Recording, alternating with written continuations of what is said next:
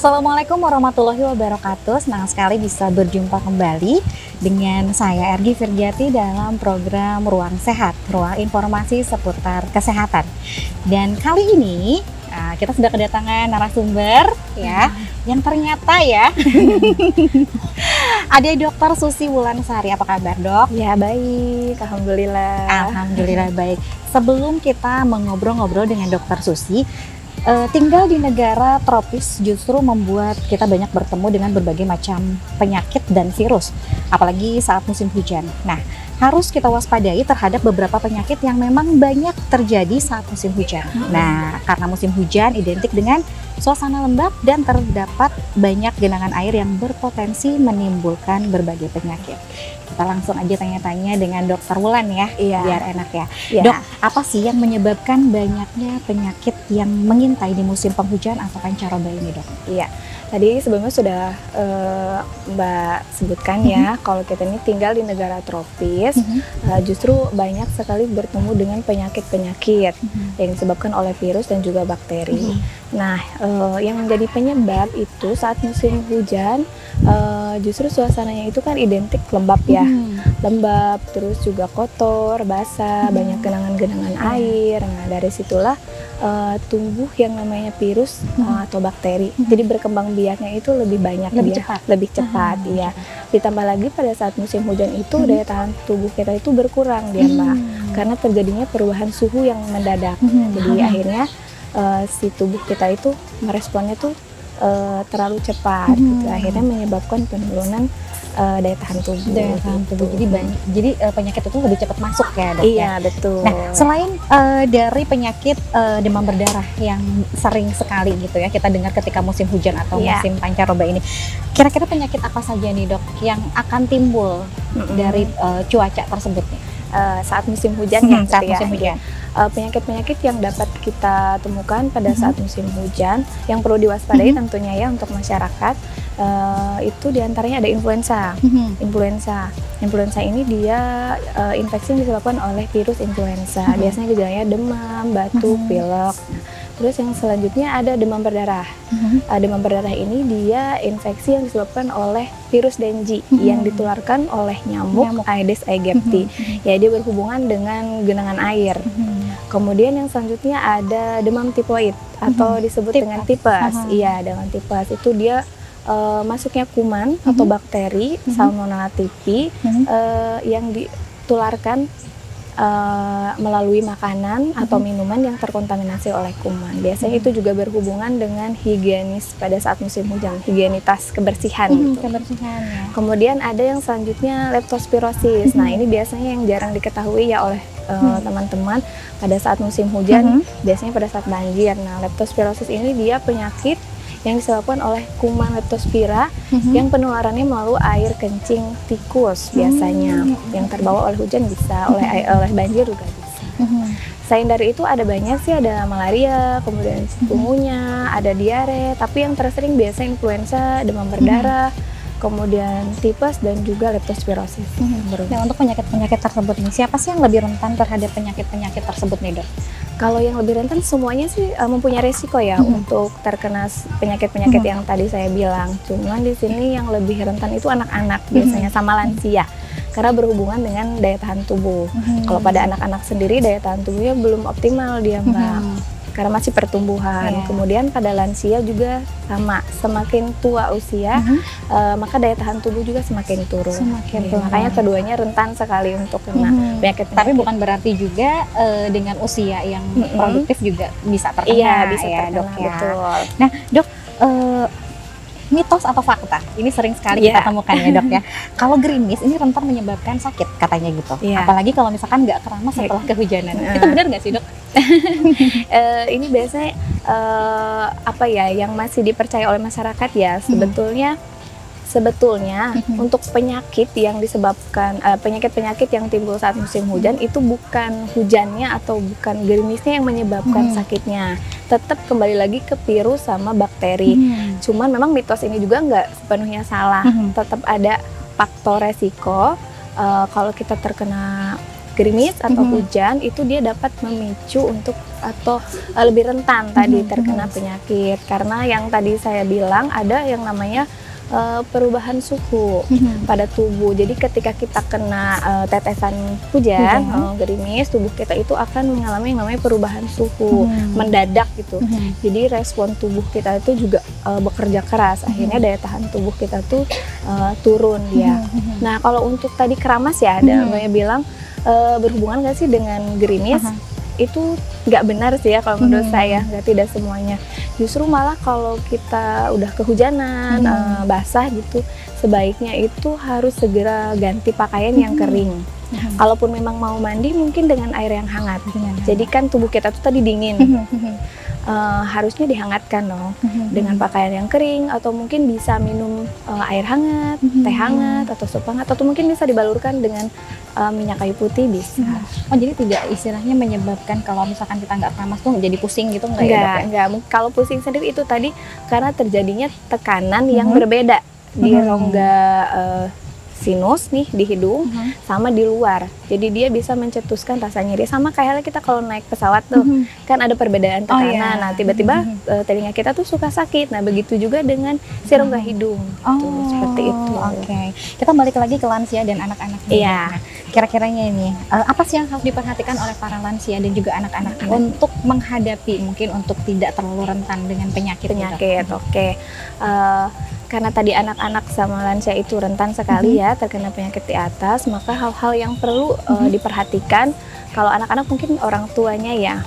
Yang pertama itu dari pola makan sebenarnya. Jadi biasakan si anak-anak ini, nggak hanya anak-anak ya, lansia juga maksudnya, untuk memakan makanan yang bergizi, 4 sehat 5 sempurna, buah, sayur, apalagi sama musim hujan itu harus diperbanyak lah kalau bisa. Kemudian mengurangi aktivitas di luar. Kalau anak-anak kan biasanya kalau hujan tuh senang banget tuh main hujan-hujanan. Iya, nah bisa kita sebagai orang tua mungkin dilarang, jangan sering untuk terkena hujan.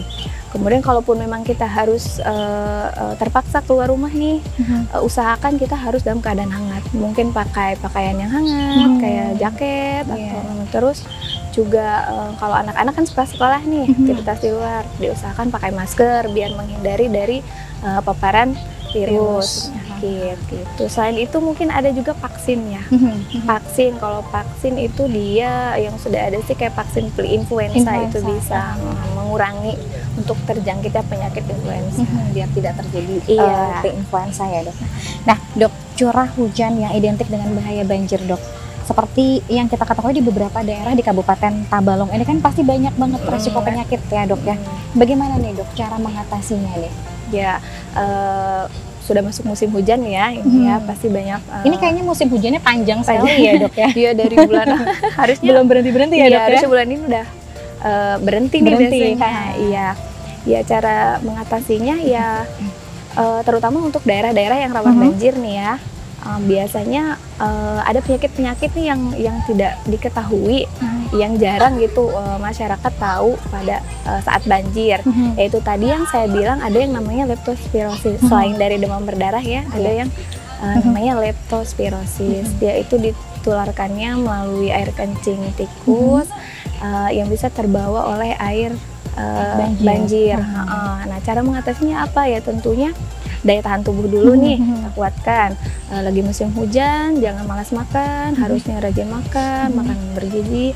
Kemudian kalau misalkan habis bersih-bersih, kebetulan misalkan habis bersih selokan atau kebun gitu, nah usahakan cuci tangan. Kemudian kalau selokan harus pakai sarung tangan, iya biar tidak terkontaminasi. Kemudian mungkin kalau yang banyak genangan-genangan air atau pas banget lagi kena banjir, mungkin bisa pakai ini kak, pelindung kaki kayak sepatu boot gitu. Jadi penutup kaki yang memang kita tuh terhindar dari terkontaminasi si urin atau si air kencing tikus. Itu selain itu mungkin yang lainnya perilaku hidup bersih dan sehat sih. Itu tetap ya dok Iya, ya. Jadi meskipun COVID udah lewat tetap menerapkan 3M. Iya betul. Ditambah lagi juga mungkin sekarang kan masuk ke musim hujan di mana penyakit banyak berdatangan, ditambah lagi Iya, M-nya lebih banyak. Nah, kita akan membicarakan lagi tentang penyakit leptospirosis secara dalam dok, Iya. tapi setelah iklan berikut ini tetap di Ruang Sehat.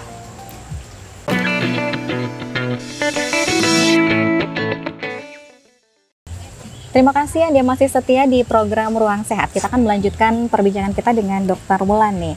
Tadi kita sudah berbicara tentang leptospirosis. Mungkin Iya. untuk sebagian orang tuh apa sih leptospirosis gitu kan dok? Iya. Tadi sudah Masih dijelaskan awam gitu juga. ya. Ya, sudah dijelaskan di segmen pertama bahwa leptospirosis itu adalah virus yang dibawa kuman. kuman yang bakteri dibawa oleh air air kencing tikus. Iya. Nah, kenapa sih dok penyakit leptospirosis ini identik sekali dengan banjir? Banjir ya, iya. Ya karena mungkin dari penyebabnya tadi ya, karena dia melalui air kencing tikus yang memang terkontaminasi atau dia mengandung kuman si leptospirosis sendiri, yang mana kan habitatnya dari si tikus kadang tuh tinggalnya di selokan, kemudian di tempat-tempat yang memang suka ada, Kadang suka masuk ke rumah juga gitu ya yang dok. bisa dilewati air gitu ya. Nah pada saat banjir, otomatis kan bisa terbawa tuh, berpotensi jadinya menular, terkontaminasi oleh urin, oleh urin atau air kencing yang terinfeksi, si hewan yang terinfeksi. Pada saat banjir juga masyarakat itu lebih banyak biasanya berhubungan dengan air gitu. Mungkin kebersihan, terus juga ini sehari-hari, kegiatan sehari-hari ya, pakai air banjir kadang untuk minum, terus untuk cuci baju, seperti itu sih identiknya dengan banjir. Nah, leptospirosis sendiri ini hanya menular melalui hewan atau dari manusia ke manusia? Misalkan ada yang terjangkit, lalu apakah memang hanya lewat hewan tersebut atau memang bisa menular seperti influenza gitu loh dok? Oke, kalau untuk penularannya sendiri ini dia tidak ditularkan dari manusia ke manusia seperti influenza.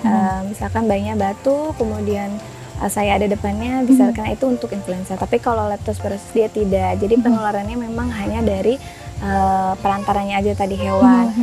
Itu pun tidak semua ya. Biasanya kalau untuk penularannya itu si air kencing tikusnya itu dia kontak gitu dengan kulit kita yang memang kulitnya kebetulan ada lukanya, luka terbuka. Iya. Kemudian bisa juga lewat lendir gitu, rongga-rongga. Nah itu bisa. Jadi tidak ada penularan lewat manusia ke manusia.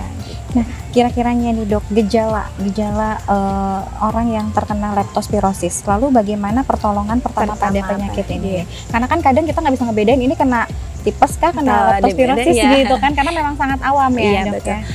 Iya, pertama-tama kita harus tahu dulu nih, harus kita ketahui dulu tanda atau gejala dari leptospirosis itu sendiri.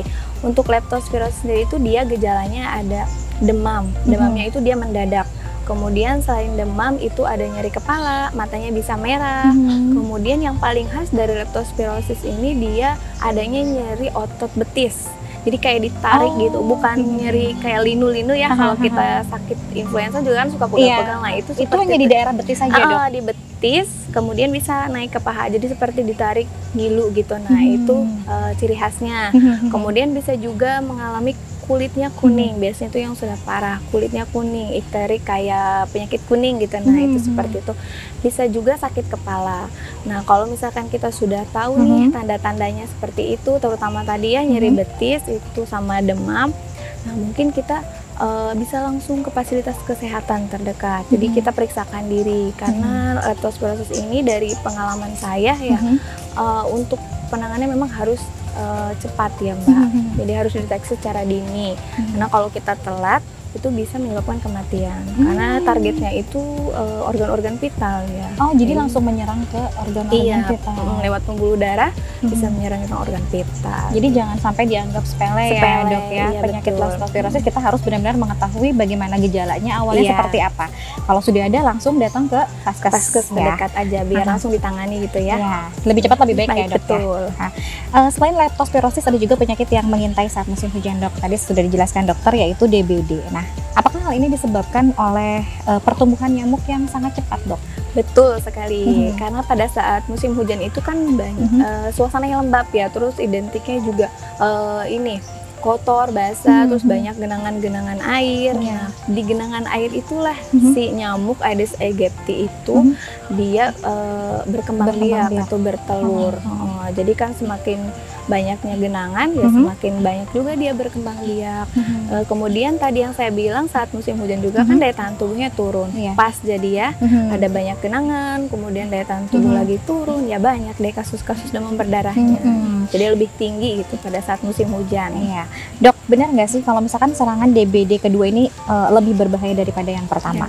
Kenapa demikian? Apakah ada resiko terkena yang ketiga kalinya nih, Dok? Nyambung gitu ya, Dok ya? Iya. Kalau untuk resiko berbahaya atau tidak, sebetulnya itu tidak ini ya kurang pas gitu. Mau itu serangan pertama ataupun serangan kedua, semuanya masih bisa berpotensi berbahaya sampai bahaya. Jadi mau itu serangan pertama bisa berbahaya juga, kemudian terkena lagi yang kedua bisa berbahaya, bisa tidak, tergantung daya tahan tubuh masing-masing. Tapi kalau untuk terkena kedua, ketiga, keempat dan seterusnya itu masih bisa. Jadi kita sudah terkena nih, aman, nanti nggak akan kena lagi gitu. Kalau daya tahan tubuh kita turun, terus kitanya kurang berperilaku hidup bersih sehat, masih bisa kemungkinan kita kena lagi. Karena virus demam berdarah sendiri ada banyak tipenya. Ada DEN 1, DEN 2, DEN 3, DEN 4. Nah, kalau sudah kena yang pertama, mungkin bisa kena yang ketiga, keempat, bisa. Jadi tidak menutup kemungkinan ketika kita sudah terkena DB, nanti bisa kena lagi gitu ya, tergantung dari pola hidup dan daya tahan tubuh kita sendiri. Nah, Dok, ini yang paling sering kita temui ya kasusnya, DBD dan tipes. Perbedaannya apa sih? Iya. Ini ya, kadang suka sama-sama nih, jadi susah membedakannya. Ya sebetulnya dari penyebabnya juga sudah beda. Kalau untuk demam berdarah itu penyebabnya virus dengue yang ditularkan melalui gigitan nyamuk, tadi Aedes aegypti. Kemudian dari gejalanya ya, dari gejala nih mungkin yang perlu diperhatikan, karena memang sama-sama demam, cuman demamnya dia beda. Kalau si demam berdarah, dia itu demamnya cenderung mendadak dan langsung tinggi biasanya, sampai 38, 39 itu terus menerus, dia demam terus 2-7 hari. Kemudian ada juga disertai dengan nyeri otot, bisa nyeri kepala, kemudian juga bisa nyeri sendi.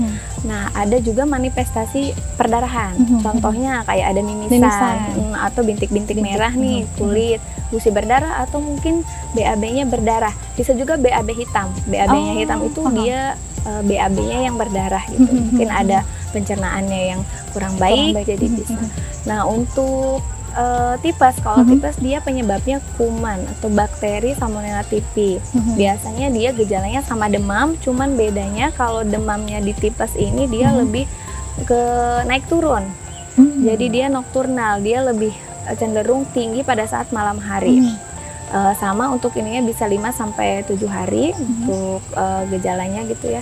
Sama gejalanya lebih cenderung di pencernaan dia. Jadi lebih sering mual, muntah, atau diare gitu. Karena memang berhubungan dengan makanan ya, jadi yang masuk ke dalam pencernaan ya bisa gangguan pencernaan. Iya, karena memang kalau misalkan kita cek lab juga kayaknya beda-beda tipis ya, Dok ya. Ini kalau DBD ternyata tipes. Iya, gitu kadang kan berbarengan gitu. Itu bisa jadi ya, Dok ya? Bisa dia ada tipes, ada DBD-nya.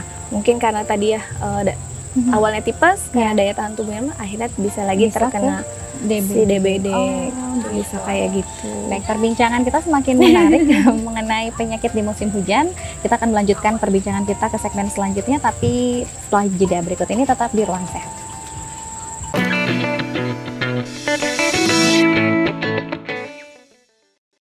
Terima kasih pemirsa masih setia di Ruang Sehat. Kita akan melanjutkan perbincangan kita dengan Dokter Wulan nih, Dok. Dari tadi kita sudah berbagai penyakit sudah kita jelaskan ya, tapi masih tetap kita fokus ke DB dan tipes dulu ya, Dok ya.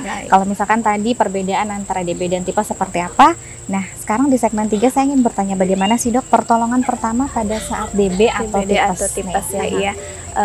Tadi sebelumnya sudah saya jelaskan ya untuk tanda-tandanya atau gejala-gejala dari DBD sama demam berdarah dan juga tipes. Nah, untuk pertolongan pertama mungkin kalau memang kebetulan jauh nih dari paskes pertama, tentunya kalau kita dekat dengan fasilitas kesehatan terdekat langsung segera diperiksa gitu, mencegah dari komplikasi yang akan terjadi nantinya. Tapi kalau memang mungkin jauh atau keadaan di luar lagi hujan atau lagi mendung gitu, mungkin kalau memang demam bisa diturunkan dulu dengan pereda demam kalau memang ada. Kalau memang tidak ada mungkin bisa diberikan air putih, minum yang banyak gitu, yang sering untuk mencegah dehidrasi. Karena kalau demam sendiri itu dia bisa menimbulkan yang namanya dehidrasi gitu. Jadi mungkin bisa dibantu dengan minum air putih agar juga tidak terjadi dehidrasi atau tidak bisa menurunkan demam juga. Kalau misalkan banyak minum air putih ya, Dok ya. Nah, kemudian apa sih, Dok, tips-tips dari Dokter Wulan untuk menjaga kesehatan pada saat musim penghujan? Apalagi musim penghujannya panjang ya ini ya. Iya, hampir setahun mungkin ya. Iya, betul sekali, Dok. Kadang lagi cuacanya panas banget tiba-tiba hujan. Nah, itu yang nggak bisa kita prediksi ya, Dok ya. Iya, Tipsnya dari Dokter Wulan untuk pemirsa di rumah. Untuk pemirsa di rumah ya, kalau masuki musim hujan yang panjang ini yang hilang timbul nih, kadang hujan kadang enggak. Mungkin tips dari saya yang pertama, jaga pola makan. Makan makanan yang bergizi sehat, 4 sehat 5 sempurna lah, sayur, terus buah, susu, madu gitu. Disertai dengan vitamin boleh, konsumsi vitamin juga boleh, mau herbal ataupun yang obat-obatan boleh. Kemudian olahraga rutin, olahraga juga bisa dia membantu. Jadi jangan mager udah musim hujan malah tidur gitu. Karena itu biasanya ya, Dok ya, kalau musim hujan tuh anaknya selimutan. Dia boleh hasil sekali ya, tapi jangan sering. Tetap olahraga ya, Dok. Tetap olahraga, ya olahraga. Kemudian ada rajin mencuci tangan, mencuci tangan. Kemudian kalau habis buang air kecil, buang air besar, mencuci tangan. Terus habis tadi ya berkebun, itu juga harus mencuci tangan. Kemudian selain itu kurangi aktivitas di luar juga. Kalau kita terpaksa harus keluar ya tadi saya bilang harus pakai pakaian yang hangat kayak gitu. Selain itu mungkin perilaku hidup bersih dan sehat kembali lagi ya. Kita harus ya, pola hidup ya, hidup yang sehat gitu. Jangan malas untuk bersih-bersih gitu. Nah, untuk menghadapi bencana banjir nih, Dok, apakah konsumsi vitamin bisa memenuhi kebutuhan gizi? Oh, bisa yang tadi saya bilang ya, termasuk ke tips ya bisa. Justru malah lagi musim hujan ini sebaiknya dibantu untuk minum vitamin dia. Jadi biar lebih optimal lagi nih, kita sudah minum atau makan gizi yang sehat nih, ditambah lagi kita minum vitamin, jadi biar lebih prima lah. Jadi penyakit itu nggak cepet-cepet masuk ke kita ya, Dok. Betul. Jadi boleh aja. Mau yang vitamin yang obat-obatan yang sudah di apotek-apotek boleh, atau yang herbal juga boleh, yang bikin sendiri. Oh iya. Dari tradisional juga kayak jahe merah misalkan kayak gitu ya, Dok. Bisa untuk meningkatkan imun tubuh kita sendiri. Nah, Dokter, tidak terasa nih, kita sudah sampai di penghujung acara. Wah, cepet ya. Tapi sebelum kita pamit nih, Dok, kesimpulan dan juga pesan dari Dokter Wulan buat pemirsa Ruang Sehat. Oke, buat pesannya untuk teman-teman di rumah, karena ini sudah memasuki penghujung musim hujan mungkin ya bisa dibilang, tetap jaga kesehatan. Pokoknya mari kita lakukan perilaku hidup bersih dan juga sehat. Di antaranya tadi sudah saya sebutkan ya, bisa dengan makan makanan yang bergizi, 4 sehat 5 sempurna, kemudian olahraga, pakai jamban yang sehat, rajin mencuci tangan, kemudian bisa juga olahraga rutin gitu. Pokoknya perilaku hidup bersih dan sehat. Mungkin itu sih dari saya ya, jaga kesehatan, tetap semangat. Tetap ya, Dok ya, pola hidup yang sehat. Terima kasih banyak loh Dokter Susi Wulansari yang sudah berbagi ilmu dengan kita semua di Ruang Sehat ya. Terima kasih. Semoga juga pemirsa di rumah bisa lebih berwaspada ya, Dok ya, untuk menghadapi Tapi jangan sampai banjir lah dok ya. Ini waspada aja kita ya. Iya. Mudah-mudahan tahun ini enggak ya. Jangan. Baik, terima kasih banyak dokter sekali lagi telah hadir di Ruang Sehat. Ya. Terima kasih juga kepada pemirsa semuanya. Sampai berjumpa di Ruang Sehat selanjutnya. Saya Argi Virgiati pamit undur diri. Akhir kata wassalamualaikum warahmatullahi wabarakatuh. Waalaikumsalam warahmatullahi wabarakatuh.